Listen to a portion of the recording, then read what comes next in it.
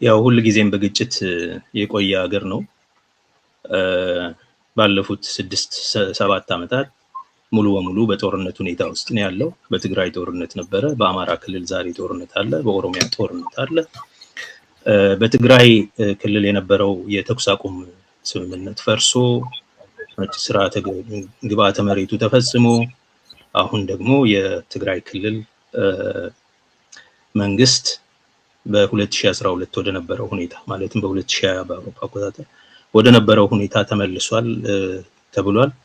ይህንን በኢትዮጵያ መንግስት በኩል የአንዳንድ ሰዎች የተኩስ አዋጅ የጦርነት አዋጅ ነው፣ ስለዚህ ህወሓት ጦርነት ስላወጀብን እርምጃ እንወስዳለን አይነት የሚል አዲስ የጦርነት ፉከራ አለ። ህወሓትን ከጠላት ጋር አብሯል፣ ከሰሜን ሱዳን ጋር ከአልቡርሃን ጋር አብሯል ምናምን የሚል ክስ አለ። ህወሓትን መግለጫ ያወጣል ለውጭ ሀገር የሚሆን በውጭ ጉዳይ ጽህፈት ቤቱ በኩል so probably የሀገር ውስጥ ጦርነት በአማራና በኦሮሚያ ክልል ያለው አሁን ደግሞ እንደገና በትግራይ ከተጀመረ ማለት ነው። ይሄ አሳዛኝ ነው። በተለይ ለትግራይ ህዝብ እንደገና ለሌላ አልቂት እንደገና የጦርነት ሰለባ ሊሆን መታሰቡ ያሳዝናል። ነገር ግን ይሄ ነገር ጦርነት እንደገና የሚቀሰቀስ ከሆነ በመላው ሀገሪቱ ላይ ትልቅ ጫና ይፈጥራል። በአካባቢው ሀገሮችም ላይ ብዙ ጫና ይፈጥራል። ምክንያቱም ኦልሬዲ ብዙ የሰብአዊነት ቀውስ ያለበት አካባቢ ነው። ብዙ የጦርነት እና የግጭት መፈናቀሎች ያሉበት አካባቢ ነው። ሂዩማን ሴኩሪቲ ከባድ የሰዎች የወጥቶ የመግባት ሁኔታ በጣም አደገኛ ሁኔታ ውስጥ ነው ያለው። ከዚህ አንፃር ብዙ መፈናቀል ብዙ መሰደድ ምናምን ሊያስከትል ስለሚችል አይ ቲንክ ለአካባቢው በሙሉ ትልቅ ጣጣ ነው ማለት ነው።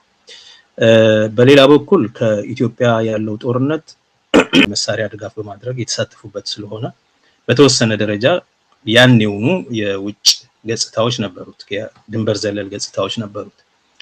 አሁን ግን የኢትዮጵያ መንግስት ከዩናይትድ አረብ ኤሚሬትስ ጋር በመተባበር የራፒድ ሰፖርት ፎርስስ የሚባሉት ማለት ነው ከሱዳን መንግስት ከአልቡርሃን መንግስት ጋር ወደ ጦርነት ገብቷል ማለት ነው።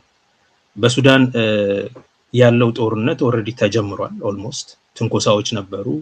አሁን ግን በለየለት በግልጽ በሆነ መንገድ ማስረጃ ባለው መንገድ ከባህር ዳር የተነሱ አውሮፕላኖች ድሮኖች በአውሮፕላን ማረፊያ ላይ ድብደባ አድርሰዋል።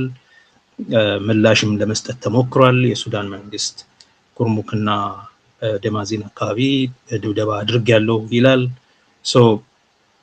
ኢን ኤ ዌይ ጦርነቱ አሁን በብዙ አቅጣጫ ሆኗል ማለት ነው በሀገር ውስጥም። ይሄም it has been long been coming። ይሄንን በነገራችን ላይ የአብይ አህመድ መንግስት ያለ ጦርነት መኖር ስለማይችል ዴይ ዋን ላይ ነው ጦርነት የጀመረው። ሁሉ ጊዜ ትንሽ ሲረጋጋ ሶማሊያ ሄዶ የበርበራ የኛ ነው በማለት በርበራን የኢትዮጵያ ወደብ አግኝተናል በማለት ከሶማሊያ ጋር የጥሩ ያልሆነ ግንኙነት ሲፈጥር ነበረ።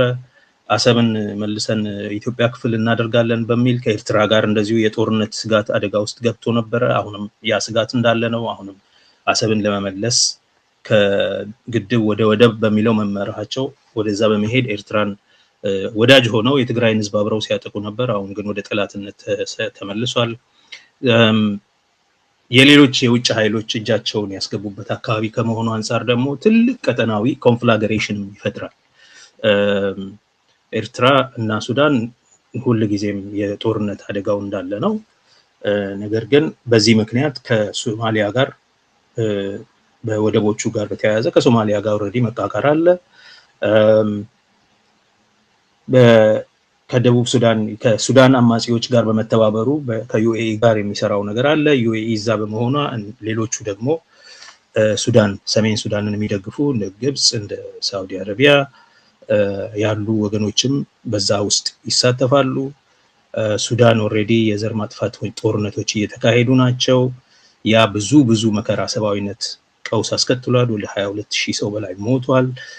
ብዙ መፈናቀልና ከባድ የሰብአዊነት ቀውስ አለ። ይሄ ሁሉ ነገር አለ። ይሄ ብቻ ሳይሆን አሁን ወስነዋል ሙሉ በሙሉ እንዲወጣ ከነሱ ጋር ይሄም ሌላ ግብአት ይሆናል ማለት ነው። እዛ አካባቢ ለሚኖረው አለመረጋጋትና ጦርነታዊ ኮንፍላግሬሽን ሌላ ግብአት ይሆናል። በአጠቃላይ ከባድ የትርምስ አደጋ፣ ከባድ የሰላም የለሽነት ሁኔታ በአካባቢው ላይ እንዳለ ነው። የአሜሪካውያኑ ከሆርሙዝ ሰርጥ መዘጋት ጋር ተያይዞ ወደ ቀይ ባህር ማተኮራቸው፣ እነሱም ደግሞ ቀይ ባህርን ላይ የተሻለ ኢንፍሉዌንስ እንዲኖራቸው ባበል መንደብ እንዳይዘጋ በሁቲዎች ከየመን በሚተኮስ ድሮን ሚሳይል እንዳይዘጋ ከመፈለግ የተነሳ የቀይ ባህር ሀገሮችን ማጠናከር ማገዝ ምናምን ፍላጎት እያሳዩ ነው። ከዚህም የተነሳ ወደ ኤርትራም ጎራ ማለት ጀምረዋል። በውስጥ የስቴት ዲፓርትመንት መረጃ እንደሚያሳየው ኤርትራ ላይ የተጣለው ማዕቀብ እንዲነሳ የማድረግ ፍላጎት አለ። ያ ማዕቀብ ከተነሳ ኤርትራ ዓለም አቀፋዊ ቡራኬ ያገኛል ማለት ነው። አትሊስት የአሜሪካን ቡራኬ ያገኛል ለህልውናውም ለተቀባይነቱ። ያ ማለት ከኢትዮጵያ ጋር ያለው ጦርነት ላይ የልብ ልብ ይሰማዋል ማለት ነው። የቀይ ባህር ሀገሮችን የመንከባከብ ስራ ከጀመረች አሜሪካ ዘን የአብይ አህመድ ቀይ ባህር ወደብን ይኖረኛል ቤዝ ይኖረኛል የሚለው እንቡር ማለት አሁን ከአሜሪካም ጋር የሚያናክስ ይሆናል። አይ ቲንክ አካባቢው በአጠቃላይ በብዙ ፈርጀ ብዙ የሆኑ የከባድ ጦርነቶች ስጋቶች ውስጥ ይሄ ብቻ አይደለም።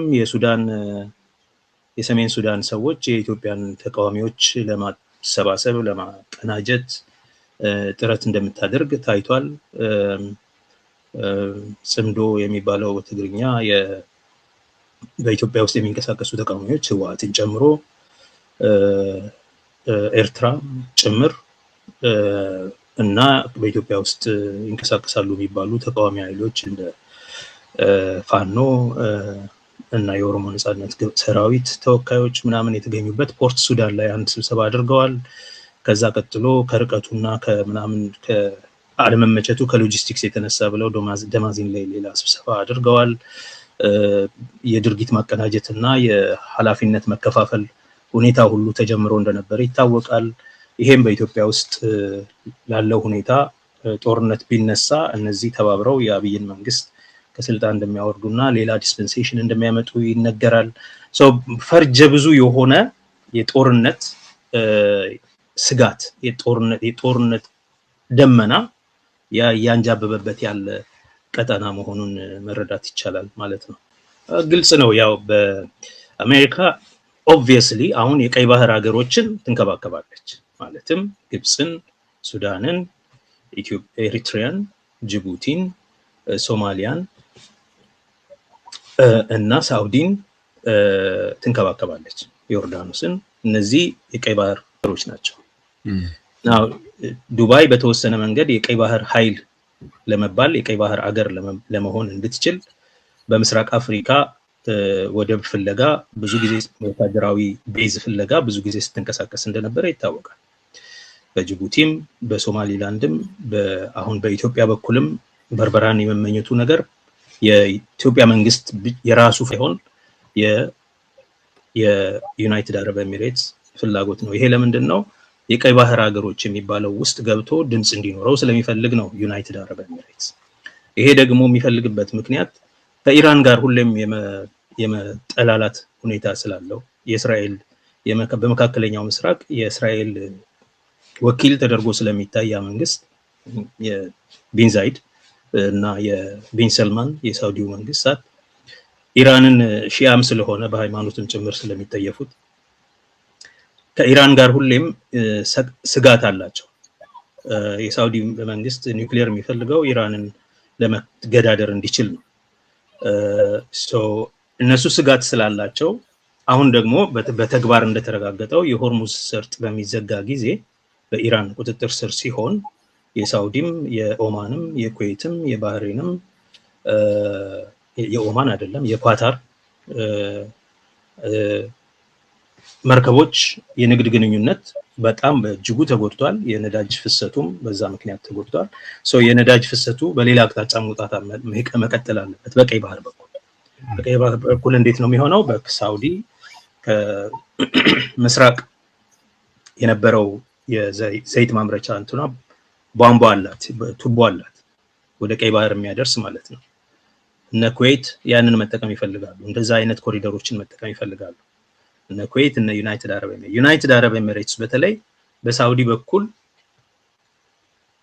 የማውጣት ፍላጎት ስላላት የተወሰነ ደረጃ ከሳውዲ ጋር ያላትን ጠብ ልትቀንስ ትችላለች በሌላ በኩል ቀይ ባህርም ሴፍ አይደለም የየመን ሁቲዎች ባብል መንደብን እንዘጋለን ይላሉ ኢራን ሆርሙዝን ካልከፈታችሁ የአሜሪካ ከበባ ስላለ ማለት ነው ካልከፈታችሁ ጦርነት ይቀጥላል ጦርነቱ ደግሞ እዚህ ብቻ በቃም ቀይ ባህርንም እናዘጋለን የኛ ደጋፊዎች ስላሉ እዛ የሚልም ሁኔታ ስላለ ዩናይትድ አረብ ኤሚሬትስ እዚህ የቀይ ባህር ሀገር ለመሆን ብዙ ፍላጎት አላት ብዙ ጉጉትና ፍላጎት አላት በሁለት ምክንያት ነው አንደኛ ኢኮኖሚውን ዳይቨርሲፋይ ማድረግ ይፈልጋል ዩናይትድ አረብ ኤሚሬትስ ኢኮኖሚውን ዳይቨርሲፋይ ማድረግ ይፈልጋል ማለት ከዘይት ኢኮኖሚ ከነዳጅ ኢኮኖሚ ማላቀቅ ይፈልጋል በ2030 ወደ 50% እናደርጋለን ይል ነበር አሁን ምን ያህል ይሳካል አላውቅም ይሄን ለማድረግ ነው አንደኛ በኢትዮጵያ እንዳለ ፊንፊኔ አካባቢ ያለውን መሬት ሙሉ በሙሉ የገዛው ተሰጥቶታል ማለት ይቻላል በአብይ መንግስት ሶ ይሄ ምንድነው አዲስ የኢኮኖሚ ሃብ ሌላ ዱባይ በምስራቅ አፍሪካ እንዲኖረው ይፈልጋል ሁለተኛ መሬት ሱም ሳውዲም የገዙ በኢንቨስትመንት ስም የተሰጣቸው አሉ ከጋምቤላ ከቤንሻንጉል ጉሙዝ ከያካባቢ እነዚህን የሚያደርጉት ለምንድነው የግብርና መሬት እንዲኖራቸው የግብርና ውጤቶችን እንዲያወጡ ውሃ ኢትዮጵያ ያላት እነሱ የሌላቸው የውሃ አገልግሎት ከዛ እንዲያገኙ እና በግብርና አቅምን እየገነቡ ኢኮኖሚውን ከዘይቲ ያለፈ ወደ ንግድ ደግሞ ወደ ሰርቪስ እንዲሆን ሰርቪስ ለማድረግ አገራቸው ትንሽ ስለሆነች ማይበቃ ከሆነ በረሃ ከሆነ ይሄን መልካም አየር ያለውን የኦሮሚያን መሬት በተለይ መውሰድ ይፈልጋሉ በኢትዮጵያ በአጠቃላይ መውሰድ ይፈልጋሉ ሶ ይሄ ሁሉ አምቢሽን ስላላቸው ነው ቀይ ባህር አካባቢ ብዙ የሚንቀሳቀሱት ከነዳጅ የተላቀቀ ኢኮኖሚ ወደ ማምጣት ወደ ማደግ ስለሚፈልጉ ጭምር ናው ዩናይትድ አረብ ኤሚሬትስ እዛ አካባቢ ይኖራል ሶ የቀይ ባህር ሀገሮች እነዚህ ሁሉ የአሜሪካ ደጋፊዎች የአሜሪካ ይሁንታ ያላቸው ሀገሮች ናቸው የኤርትራ መንግስት ከነሱ ተነጥሎ ነበር ያለው ምክንያቱም ከአሜሪካ ጋር አይስማማም ከአብዛኞቹ ጋር አይግባባም እና የተነጠለ ነበር በማዕቀቡ ምክንያት አሁን የአሜሪካ መንግስት ከዚህ አንፃር ተነስቶ በእነሱ ላይ የተጣለውን እግድ ገደብ አነሳለው ካለ ኤርትራ መንግስት በደንብ ይቀበላል የማይቀበለው አንድ ነገር ብቻ ነው እንዳይቀበል የሚያደርገው ይሄም ከራሻ ጋር ያለው ግንኙነት ምክንያቱም ኢሳያስ ከራሻ ጋር በጣም ተቀራርብ ያለው ብሎ ራሻ ዩኒፖላር የሆነውን ዓለም ለማስቆም በአሜሪካም ላይ ጦርነት ማድረግ አለበት ምናምን ሲል ነበር ያ ሁሉ ብሪክስ ውስጥም ለመቀላቀል ነበር አይ ቲንክ ኢን ዲ ኤንድ አልተሳካም መሰለኝ ነገር ግን ከራሻ ጋር ያለው ግንኙነት ምን ያህል ርቀት ይሄዳል የአሜሪካን የእገዳ ማንሳትና በዛም የማባበልን ነገር እስኪገፋ ድረስ ያደርሰዋል ወይ ያንን ያ ነው የሚመሰርተው ሶ ራሻ አቅፍ ውስጥ በመግባቱ የተነሳ ራሻ ከአሜሪካ የተሻለ ዋስትና ጥቅም መታስጠብቅለት ከሆነ ወይም የተለየ ኮሚትመንት ከራሻ ጋር ካለው አሜሪካ ጋር መጠጋቱ አሜሪካን እቀባ መነሳት የሚቀበል መሆኑ ከራሻ ጋር የሚያቀያይመው የሚያቆራርጠው ከመሰለው ብቻ የአሜሪካን የሳንክሽን መነሳት የማይቀበለው እና it's just not rational አይቀበልም ለማለት ማለት ነው ከአሜሪካ ጋር የመዋደድ ጉዳይ አይደለም ግን አሜሪካ ጋር የማይቀበልበት ሌላው ምክንያት አሜሪካ ሳንክሽኑን ሲያነሳ ኤርትራ ላይ ምንድነው ለኤርትራ ምን ይሰጣል ማለት ኤርትራ ኮሚትመንት ይፈልጋል የሚፈልገው ኮሚትመንት ለዘላቂነት ማለት ነው በዘላቂነት አንዳንድ ነገሮች የወደብ አለመነካት በዘላቂነት ምን ጥቅም ያገኛል ኤርትራ የሚለውን ይደራደርበታል አሜሪካውያኑ ግን ቀባውን እናነሳለን በቃ ምን ከዛ በላይ ምን ያስፈልጋል ሰራዊታችንን እናስገባለን ሚሉ ከሆነ ኤርትራ በጣም በዚህ አይነት ነገር ኩሩ ሀገር ነው ተፈጥሮም ካስተዳድጉም የነጻነት ትግል እንቅስቃሴውም አንቲ አሜሪካን ከሆነ አንቲ ዛዮኒስት ከሆነ ባክግራውንድ ስለሚነሳ በመካከለኛው ምስራቅ ስልጥኖ በምስራቅ ፖለቲካ በግራ ዘመም ፖለቲካ ታጥኖ ምናምን የተጀመረ ትግል ስለሆነ ናቹራል ኢንስቲንክቱ አንቲ አሜሪካን ነገር ነው። ስለዚህ እንደዛ ሊል ይችላል። ያም የሆነው ግን አሜሪካ አሁን ቀባውን አንስቼልሃለሁ፣ ስለዚህ እንደፈለኩ እዛ አካባቢ መሆን አለብኝ፣ ቀይ ባህር ላይ ቃኘው ሻለቃ ነበራቸው አይደል ድሮ ቤስ እዛ ይኖረኛል ሚሉ ከሆነ ወይንም ደግሞ ከራሻ ጋር የሚያቆራርጣቸው ከሆነና ራሻ ከአሜሪካ የበለጠ ጥቅም የምታስገኝላቸው ከመሰላቸው ወይንም ደግሞ ሌቨሬጅ ለማድረግ አንፈልጋችሁም አለበለዚያ እዚህ የምትመጡ ከሆነ ደግሞ ይሄን አርጋችሁ ለዘላቂነት ትልቅ ኮሚትመንት ለመጠየቅ ሌቨሬጅ አድርገው ሊጠቀሙት ካልሆነ በቀር እምቢ የሚሉበት በምንም ምክንያት አይኖርም። ተነጥሎ የኖረ ሀገር እንደመሆኑ ያን ሳንክሽን ከተነሳለት በጣም በቡራኬ ያገኛል የሚል እምነት ነው ያለኝ። አይ ቲንክ ይሄንን እምቢ የሚል አይመስለኝም። ምክንያቱም ተወደደም ተጠላም ማናቸውም እዛ አካባቢ የሚንቀሳቀሱ ዋይሱ ነው ሶ እስከ ጫፍ ድረስ ማለት ነው። ከፖርት ሱዳን ቀጥሎ ያለው ሀገር በሙሉ የነሱ ነው ማለት ይችላል ሞር ኦር ሌስ። ስለዚህ የቀይ ባህር ሀገር መሆኑ እንዳለ ስላለ ከዛ እሱን ራዲካላይዝ በማድረግ እንዲሁም በመቸገር ምክንያት ከሁቲዎች ጋር እንዳይተባበር ያሰጋል። ከሁቲዎች ጋር ከተባበረ ይሄ ነው እንግዲህ ትልልቅ ወታደራዊ እርዳታ ካገኘ የፖለቲካና የገንዘብ ድጋፍ የመሳሪያ የቴክኒካል እርዳታ ከራሻ ካገኘ ከሁቲ ጋር ሲተባበር ኢራን ደግሞ የተለየ አትኩሮት ሰጣው የምታግዘው ከሆነ ኢትስ ዳን ቀይ ባህር ሴፍ እንዳይሆን ያደርጋል ማለት። ስለዚህ አሜሪካኖቹና ሌሎቹ አማራጭ የላቸውም። ሁሉንም የቀይ ባህር ሀገሮች በሆነ አንድ አይነት ነገር ውስጥ ማካተት አለባቸው የመንን ለመነጠል ማለት ነው። አሜሪካ ወደ አይደለም የሆርሙዝ ሁኔታ መረጋጋትን ስላልፈጠረ በተቻለ መጠን ደግሞ የቀይ ባህርን ሁኔታ ማረጋጋት ለመፍጠር የምታደርገው ማንዣበብ ነው።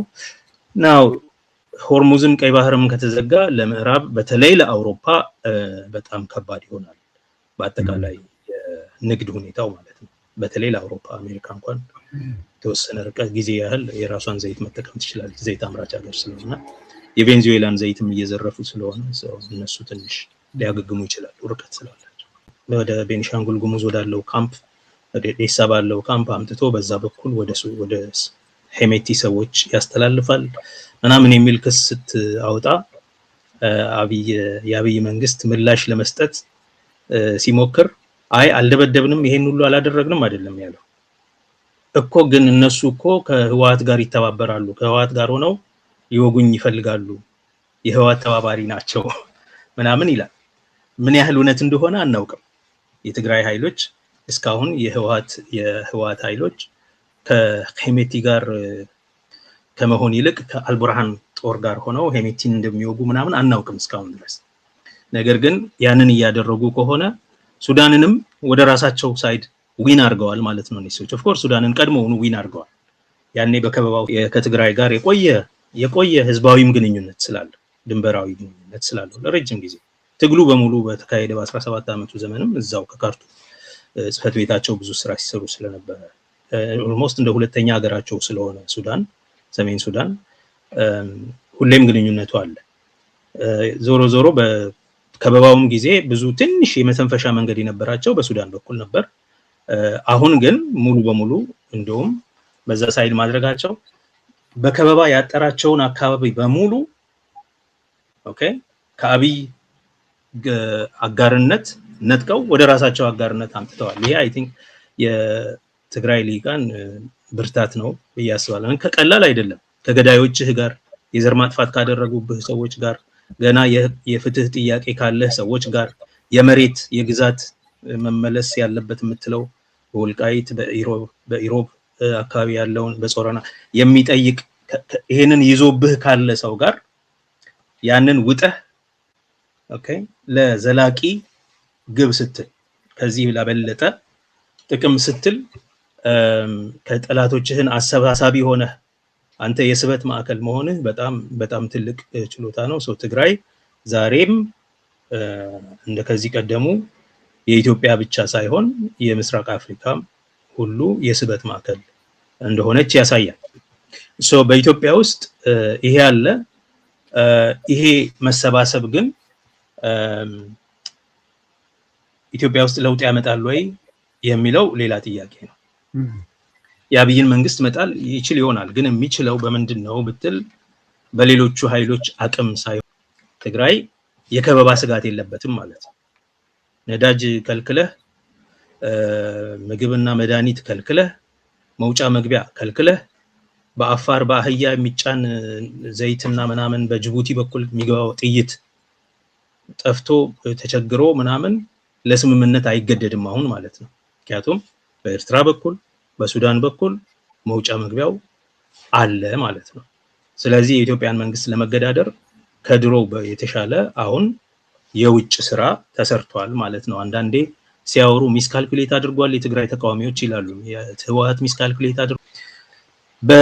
እንደ አንድ ኦሮሞ ስናገር የአብይን መንግስት ለመጣል የሚተባበሩ ኃይሎች ብዙ ናቸው። ትግራይ ሀቅ አለው። ትግራይ የአብይ መንግስት የፕሪቶሪያ ስምምነትን ሰርዞ ነዳጅ አቅቦ አሁንም በተወሰነ ደረጃ በከበባ ውስጥ ስላለ ስምምነቱን መተግበር ስላልፈለገ የተፈናቃዮች መመለስ ሁኔታን እንዲመለሱ ስላላደረገ መሬት በኃይል የተያዘ መሬት እንዲለቀቅ ስላላደረገ የሰብአዊ እርዳታ በሚገባ ሁኔታ እንዲደርስ ስላላደረገ ከነዚህ ሰዎች ጋር በመሰረቱ መግባባት ያልቻሉ ሰዎች ተለያይተው የአብይ ደጋፊ ከሆኑ ሰነባብተዋል። በዛም ምክንያት ጌታቸው ከፕሬዝዳንትነት ተነስቶ ሌላ ፕሬዝዳንት ሹሞ አጽድቆ ቀጥሏል። የዛም ፕሬዝዳንት የስራ ጊዜ ሲያልቅ ያለምንም ከሌሎቹ ጋር ሳይመካከር የጊዜያዊ መንግስቱን ስልጣን ኢንዴፊኒትሊ አራዝሞታል አብይ። ስለዚህ በስምምነቱ መሰረት በእነሱ ኖሚኔት ተደርጎ በአብይ የሚጸድቅ ጊዜያዊ መንግስት ሳይሆን አብይ እንደፈለገ በራሱ የሚሾመው እየጠራ አዲስ አበባ እያማከረው የሚፈልገውን እየቆጠረ የሚሰጠው ግለሰብ አድርጎታል። ድርጅት ጋር አልተስማማሁም፣ ግለሰቦች ናቸው። ወረደ ወደ ራሱ በማቅረብ ከነሱ ለመነጠል እና ህወሓትን አሁንም ወንጀለኛ በማድረግ እንደምታውቀው ህወሓት ከኢትዮጵያ የፖለቲካ ምህዳር ተሰርዟል በህግ ከምርጫ ቦርድ ህጋዊ እውቅና የለውም ብለዋል። ይሄ ሁሉ ነገር የሚያሳየው ከህወሓት ጋር ተደራድሮ ስምምነቱን ከፈጸመ በኋላ ስንት ነገር ማወላከፍ ሲያደርግ መቆየቱ ይታወሳል። ጌታቸው የሚለው እሱ ሌላ ጉዳይ ነው። ራሱ ጌታቸው ከነሱ ጋር መስማማት አለመቻሉ ነው፣ መግባባት አለመቻሉ ነው። የአሰራር ልዩነት ችግር ስላለ ነው። ከህወሓት እሱ ሲወጣ ወደ ብልጽግና ከገባ በኋላ ኦፍ ኮርስ ብሌም ማድረግ አለበት፣ እነሱን ብሌም ያደርጋል። ነገር ግን እሱ ራሱ ከነሱ ጋር የነበረው ግንኙነትን እንዴት ነው ማኔጅ ያደረገው? ከራሱ ሰዎች ጋር ያለውን ግንኙነት ማኔጅ ያደረገበት መንገድ ትክክል አቅም ቢስ ስለሆነ ነው ከዛ የወጣው።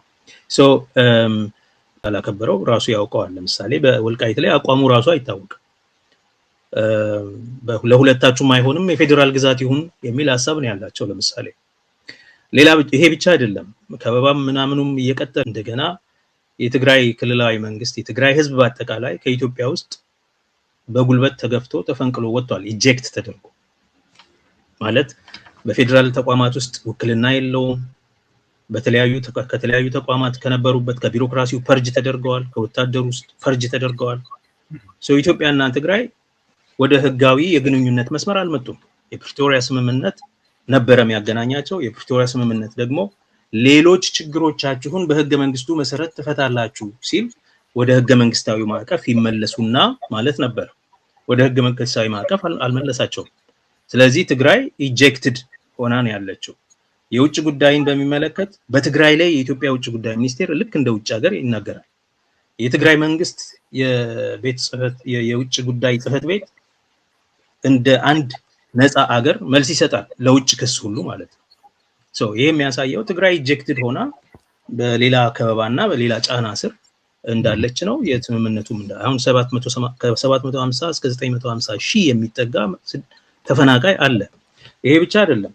ተመለሱ የተባሉት በፈቃደኝነት የትግራይ ክልላዊ መንግስት እነወዲ ወረደ ተባብረው የመለሷቸውን የትግራይ ተፈናቃዮች በወልቃይት እየተደረገ ያለውን ነገር ካየ እነዛን ሰዎች የሰብአዊ መብት ጥሰት፣ ቶርቸር እንደው ብዙ ነገር እየተደረገ እንደሆነ የሰብአዊ መብት ኮሚሽን የሰብአዊ መብት ሂውማን ራይትስ ዎች የሚባለው የሰብአዊ መብቶች ተከራካሪ ቡድን ሰፊ ዘገባ እንዳወጣበት ታያለ። ከዚህ አንፃር ትግራይ የሚዋጋለት ኮዝ አለ የሚለው ነገር ይታወቃል። ምን እንደሚፈልግ ይታወቃል። ሌሎቹ ኃይሎች ግን ትግራይን ለምን አላጠፋህልንም ብለው ከአብይ የተለያዩ ናቸው።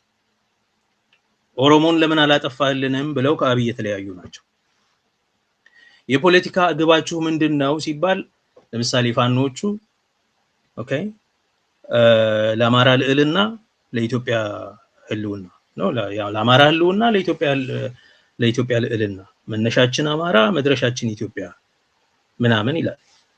ከዛስ ምን ታረጋላችሁ? አብይን ስትጥሉ ህገ መንግስቱን አማራን ያገለለ ህገ መንግስት ስለሆነ ህገ መንግስቱን እንሽራለን፣ አንቀጽ 39 እናጠፋለን፣ የብሔር ፖለቲካ እናስቀራለን፣ የአማራን የበላይነት እናስፈጽማለን፣ እንተገብራለን። በግልጽ ነው የሚሉት የአማራን የበላይነት እንተገብራለን ይላሉ።